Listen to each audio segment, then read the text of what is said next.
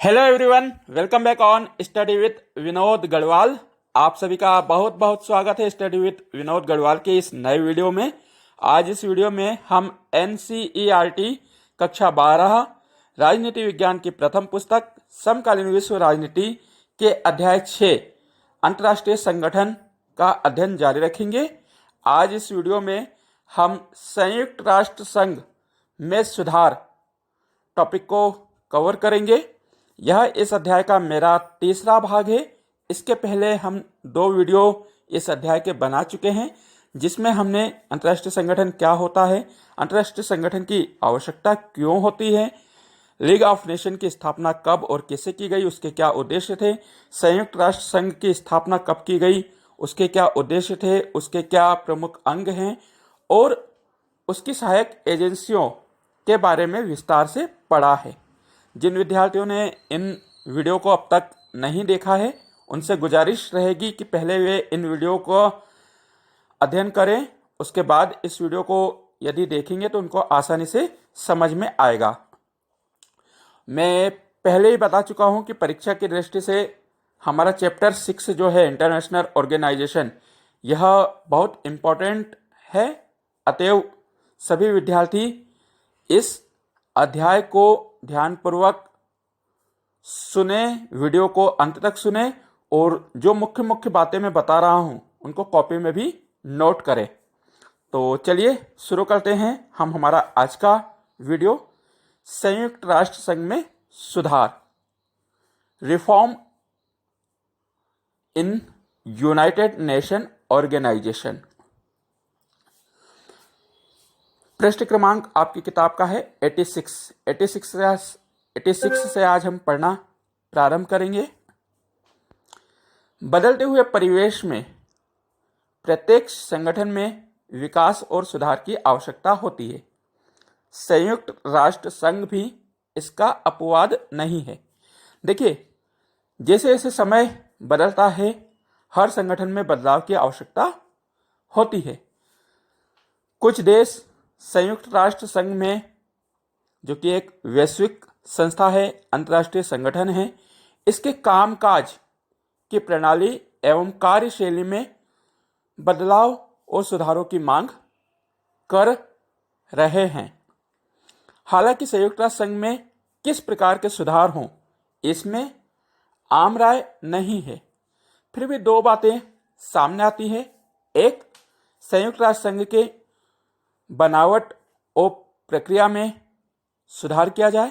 दूसरा, इसके न्यायाधिकार में आने वाले मुद्दों की समीक्षा की जाए।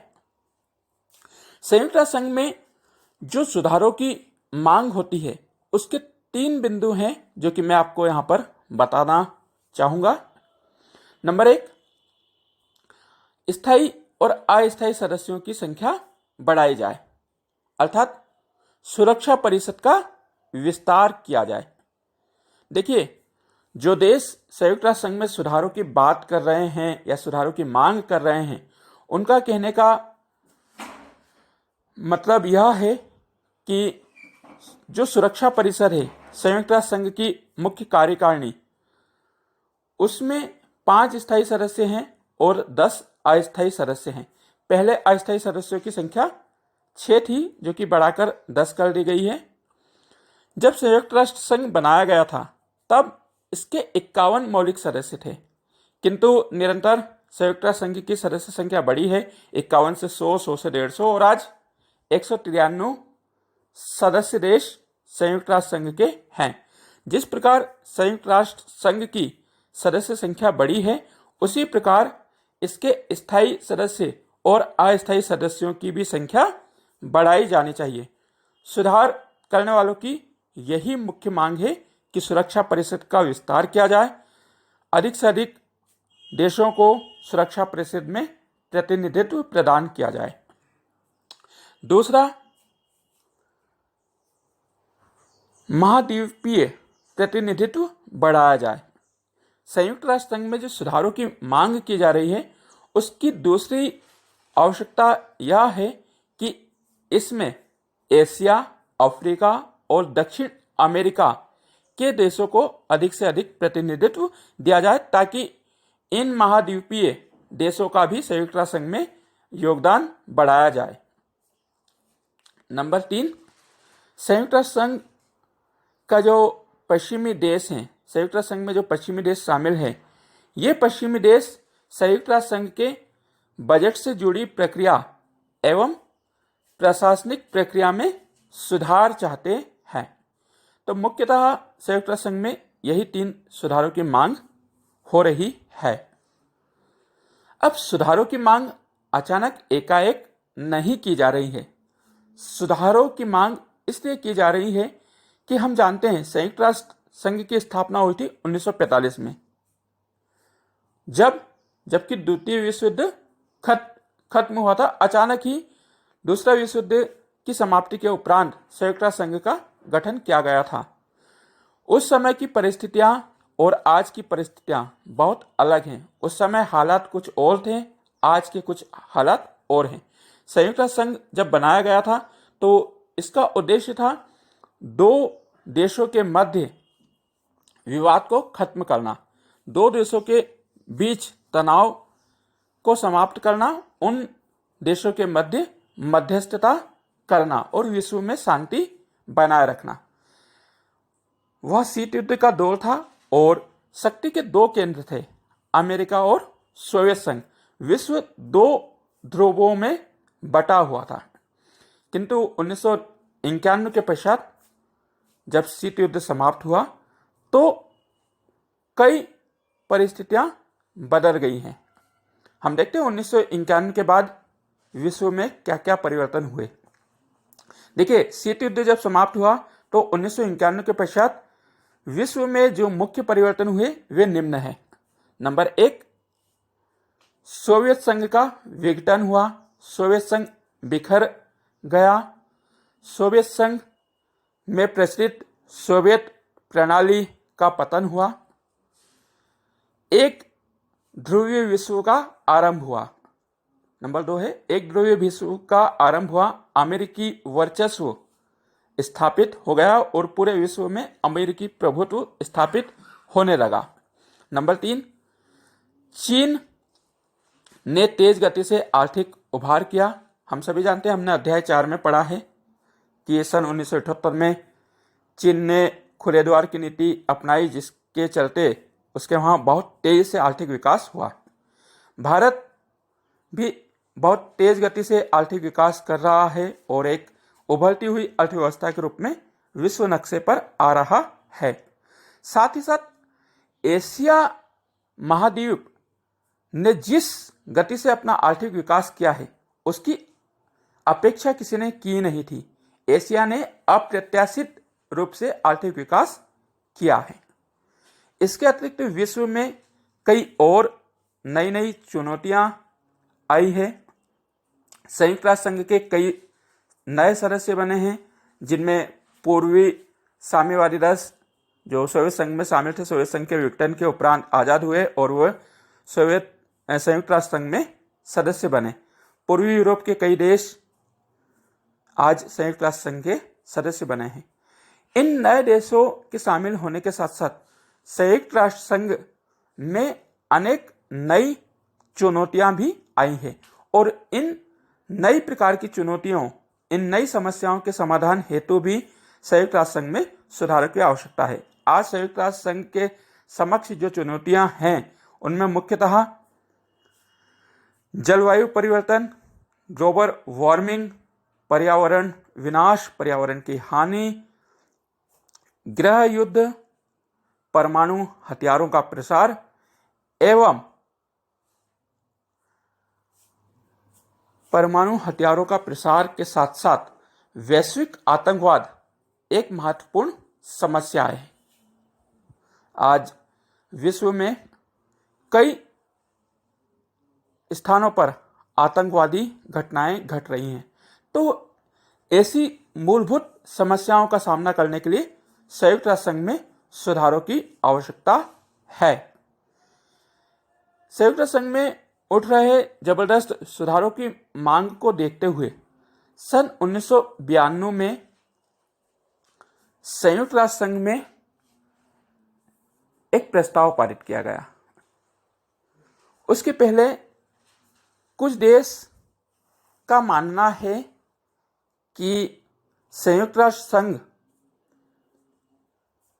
जो है वह शांति और सुरक्षा में अपनी भूमिका निभाए। वहीं कुछ देश चाहते हैं कि संयुक्त राष्ट्र संघ विकास और मानव भलाई में अपनी भूमिका का निर्वहन करें। इन तमाम मुद्दों के मद्देनजर संयुक्त राष्ट्र संघ में जो सुधारों की मांग उठ रही थी उस पर ध्यान देते हुए सन 1992 में संयुक्त राष्ट्र संघ की महासभा ने एक प्रस्ताव पारित किया, और जब यह प्रस्ताव पारित किया गया तो उसमें मुख्यतः संयुक्त राष्ट्र संघ से जुड़ी 3 शिकायतें सामने आई। नंबर 1, संयुक्त राष्ट्र संघ वर्तमान समसामयिकी विश्व राजनीति की नुमाइंदगी नहीं करता है। संयुक्त राष्ट्र संघ को यह शिकायत मिली कि जो वर्तमान राजनीति है उसका ठीक ठीक प्रतिनिधित्व संयुक्त राष्ट्र संघ नहीं कर पा रहा है। जिस छवि को दिखाने के लिए संयुक्त राष्ट्र संघ का गठन किया गया था वह छवि, वह छाप छोड़ने में संयुक्त राष्ट्र संघ सफल नहीं रहा है। नंबर 2, संयुक्त राष्ट्र संघ के निर्णय पश्चिमी देशों के प्रभाव में दिए जाते हैं। जो शिकायत मिली है उसमें दूसरा बड़ा आरोप संयुक्त राष्ट्र संघ पे यह लगा है कि संयुक्त राष्ट्र संघ जो भी निर्णय देता है वह पश्चिमी हितों एवं उसके मूल्यों को ध्यान में रखते हुए देता है, और पश्चिमी हितों का प्रभाव संयुक्त राष्ट्र संघ के निर्णयों पर दिखाई देता है। नंबर 3, संयुक्त राष्ट्र संघ में बराबर प्रतिनिधित्व नहीं दिया जाता है। यह शिकायत पाई गई कि संयुक्त राष्ट्र संघ में असमान प्रतिनिधित्व दिया गया है। तो इन जबरदस्त सुधारों की मांग और शिकायतों के चलते संयुक्त राष्ट्र संघ में कैसे सुधार किए जाएं, उन सुधार करने का क्या क्षेत्राधिकार हो, क्या किस देश को संयुक्त राष्ट्र संघ में सदस्यता दी जाए, कैसे इसका प्रतिनिधित्व बढ़ाया जाए, इन तमाम प्रश्नों पर संयुक्त राष्ट्र संघ में चर्चा जारी थी। ऐसे में 1 जनवरी 1997 को संयुक्त राष्ट्र संघ के महासचिव कोफी अन्नान ने संयुक्त राष्ट्र संघ में सुधारों एवं सुरक्षा परिषद के विस्तार के लिए कुछ आधार तय किए। कुछ देशों के लिए क्राइटेरिया निश्चित किया कि इस क्राइटेरिया को पूरा करके वे भविष्य में होने वाले संयुक्त राष्ट्र संघ के विस्तार में, सुरक्षा परिषद के विस्तार में सदस्य बन सकते हैं। उन देशों में क्या क्या विशेषताएं होना चाहिए, तो इस प्रकार के कुछ 6-7 आधार कोफी अन्नान जी ने बनाए। देखिए, स्पष्ट कर दूं कि यह केवल एक मापदंड है जिनको प्रस्तावित किया गया है। ऐसा बिल्कुल नहीं है कि जो देश इन मापदंडों को पूरा करेंगे वे संयुक्त राष्ट्र संघ के सदस्य बन ही जाएंगे या सुरक्षा परिषद में स्थायी सदस्यता ले लेंगे। एक प्रस्ताव किया गया है, कुछ मापदंड तय किए गए हैं। तो क्या क्या मापदंड है हम देखते हैं। नंबर 1, वह देश बड़ी आर्थिक ताकत होना चाहिए, यानी कि वह देश आर्थिक रूप से बहुत शक्तिशाली होना चाहिए। नंबर 2, उस देश की सैन्य ताकत होना चाहिए, उस देश की यानी कि सेना अत्यधिक शक्तिशाली होना चाहिए। नंबर 3, उस देश का संयुक्त राष्ट्र संघ के बजट में अधिक योगदान होना चाहिए। नंबर 4, वह देश आबादी की दृष्टि से बड़ा होना चाहिए। नंबर 5, वह देश लोकतंत्र और मानव अधिकारों का सम्मान करता हो। और नंबर 6, वह देश भौगोलिक, अर्थव्यवस्था और सांस्कृतिक दृष्टि से विविधताओं का प्रतिनिधित्व करता हो। ये 6 मापदंड जो देश पूरे करेंगे उनको भविष्य में संयुक्त राष्ट्र संघ की सुरक्षा परिषद में विस्तार में शामिल किया जाएगा। देखिए, अब यहां पर भी कई प्रश्न उठते हैं कि उस देश की कितनी अर्थव्यवस्था होना चाहिए, उस देश की कितनी सैन्य शक्ति होना चाहिए, उस देश का कितना संयुक्त राष्ट्र संघ के बजट में योगदान होना चाहिए, उस देश की कैसी सांस्कृतिक, भौगोलिक, आर्थिक व्यवस्था होनी चाहिए, और उस देश की आबादी संयुक्त राष्ट्र संघ के विकास में सहायक होगी या बाधक होगी, यह भी स्पष्ट नहीं है। साथ ही साथ यदि लोकतंत्र को मापदंड बनाया जाए तो कई देश इसके कतार में खड़े हो जाएंगे। साथ ही साथ यदि भौगोलिक दृष्टि से मापदंड तय किया जाता है तो फिर यह तय होना चाहिए कि एशिया, अफ्रीका, लातिनी अमेरिका और कैरेबियाई देशों को एक एक प्रतिनिधित्व दिया जाए, या फिर इसके क्षेत्र या उप क्षेत्रों को अधिक से अधिक प्रतिनिधित्व दिया जाए। ये ऐसे प्रश्न हैं जिनके उत्तर आज भी नहीं मिल पाए हैं। हम भारत में रहते हैं और उपरोक्त मापदंडों के आधार पर हम देखें तो भारत की सुरक्षा परिषद में स्थायी सदस्यता की जो मांग है वह पुरजोर तरीके से पूरी की जाती है। क्यों? क्योंकि भारत देश विश्व की उभरती हुई अर्थव्यवस्था है। भारत एक विकासशील देश है, किंतु जिस प्रकार से उसकी आर्थिक उन्नति हो रही है, उसका आर्थिक विकास हो रहा है, वह संयुक्त राष्ट्र संघ द्वारा तय किए गए मापदंड को पूरा करता है। भारत की बहुत तीव्र गति से आर्थिक विकास हो रहा है। सैन्य ताकत के रूप में देखें तो भारत की विश्व में सैन्य ताकत बड़ी है, इसके पास बड़ी सेना है। यहाँ तक कि भारत एक परमाणु संपन्न राष्ट्र है और कई प्रकार के परमाणु हथियार भी भारत के पास हैं। नंबर 3, संयुक्त राष्ट्र संघ के बजट में समय समय पर तय जो हिस्सेदारी है वह भारत अदा करता है। भारत का संयुक्त राष्ट्र संघ में सदैव समय पर योगदान पहुंचता है। नंबर 4, आबादी की दृष्टि से भारत विश्व का दूसरा सबसे बड़ा देश है। जनसंख्या में हम दूसरे नंबर पर आते हैं सारे विश्व में, और बहुत जल्दी ही हम चीन को पछाड़ के विश्व में सबसे बड़ी जनसंख्या वाला देश भी बन जाएंगे। लोकतंत्र और मानव अधिकारों की रक्षा की बात करें तो भारत में सदैव से ही लोकतंत्र और मानव अधिकारों का सम्मान किया जाता रहा है। भारत में आज़ादी से लेकर आज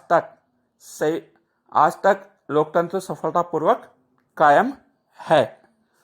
साथ ही साथ भौगोलिक दृष्टि से भारत विश्व में 7वां सबसे बड़ा क्षेत्रफल वाला देश है। यहाँ पर तेज गति से आर्थिक विकास हो रहा है। और संस्कृति की बात करें तो भारत विविधताओं वाला देश है। यहाँ पर अनेकता में एकता पाई जाती है। यहाँ पर कई जाति, धर्म, भाषा, रीति रिवाज को मानने वाले लोग निवास करते हैं। इन उपरोक्त सभी आधारों पर भारत के संयुक्त राष्ट्र संघ में जो सुरक्षा परिषद में विस्तार की मांग है वह पूरी होती है और भारत सुरक्षा परिषद का सदस्य बनने हेतु सारे ही मापदंड पूर्ण करता है। यह प्रश्न पूछा जा सकता है कि भारत की सुरक्षा परिषद में स्थायी सदस्यता कैसे पुष्टि होती है, तो आप इन्हीं सभी बिंदुओं को लिखेंगे। देखिए, भारत के उपरोक्त सभी मापदंडों को पूरा करने के कारण संयुक्त राष्ट्र संघ की सुरक्षा परिषद में अमेरिका, ब्रिटेन, फ्रांस और रूस भारत की सुरक्षा परिषद की स्थायी सदस्यता का समर्थन कर चुके हैं, किंतु चीन हमेशा भारत की सुरक्षा परिषद की सदस्यता में रोड़ा बना है। उसने हमेशा वीटो का प्रयोग किया है। देखिए, संयुक्त राष्ट्र संघ आज ही के दिन, आज 24 अक्टूबर है, आज संयुक्त राष्ट्र दिवस है, तो आप सभी को संयुक्त राष्ट्र दिवस की शुभकामनाएं। 24 अक्टूबर 1945 को संयुक्त राष्ट्र संघ बनाया गया था और आज 2020 है। इन 75 वर्षों में संयुक्त राष्ट्र संघ में कई मूलभूत परिवर्तन आए हैं, इसलिए संयुक्त राष्ट्र संघ में भी मूलभूत परिवर्तन होना चाहिए। इसकी सुरक्षा परिषद में मूलभूत परिवर्तन होना चाहिए, जिसके लिए कई देश मांग करते हैं कि सुरक्षा परिषद में वीटो का जो अधिकार है उसे समाप्त कर दिया जाना चाहिए। कई देश इस बात के समर्थक हैं, इस बात का समर्थन करते हैं कि अब वीटो को समाप्त कर देना चाहिए या फिर स्थायी सदस्यों की संख्या बढ़ाई जानी चाहिए। अब वीटो क्या होता है, क्यों इसे देश समाप्त करने या खत्म करने की बात कर रहे हैं? हालांकि मैंने पिछले वीडियो में बहुत विस्तार से बताया है, लेकिन आज भी मैं आपकी सुविधा के लिए 2-3 मिनट में से समझाता हूं। देखिए, संयुक्त राष्ट्र संघ की जो सुरक्षा परिषद है, इसमें कुल मिलाकर 15 सदस्य हैं, 5 स्थायी सदस्य और 10 अस्थायी सदस्य। जो 10 अस्थायी सदस्य होते हैं उन्हें वीटो का अधिकार नहीं होता है, लेकिन जो 5 स्थायी सदस्य हैं, जो पूर्णकालिक सदस्य हैं, जिनमें अमेरिका, ब्रिटेन, फ्रांस, रूस और चीन शामिल हैं, इन पांचों ही देशों को एक विशेषाधिकार दिया गया है, एक विशेष प्रकार का वोट दिया गया है। अब क्या होता है विशेषाधिकार? देखिए, सुरक्षा परिषद में जब कोई भी प्रस्ताव आता है किसी विषय को लेकर, यदि उस प्रस्ताव के पक्ष में 4 वोट आ जाते हैं, 4 देश उसके समर्थक में आते हैं और कोई भी एक देश उसके विपक्ष में रहता है, उस प्रस्ताव से एग्री नहीं करता है और उस प्रस्ताव के विपक्ष में वोट दे देता है, नेगेटिव वोट देता है, तो जो 4 देश प्रस्ताव के समर्थन में हैं, वे 4 होते हुए भी इस प्रस्ताव को पारित नहीं कर सकते हैं। यानी कि एक भी असहमति उस प्रस्ताव को वहीं रद्द कर देती है, प्रस्ताव को खारिज कर देती है। तो कुल मिलाकर जब पांचों ही देश सहमत होते हैं तभी सर्वसम्मति से सुरक्षा परिषद में प्रस्ताव पारित होता है, अदरवाइज वह प्रस्ताव रद्द हो जाता है।